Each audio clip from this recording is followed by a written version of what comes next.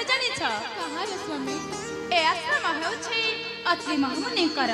ଭାଇ ଲକ୍ଷଣ ପ୍ରିୟ ସ୍ୱାମୀ ଚାଲ ତାଙ୍କ ନିକଟକୁ ଯାଇ ଆମର ଆଶ୍ରୟ ନେବା।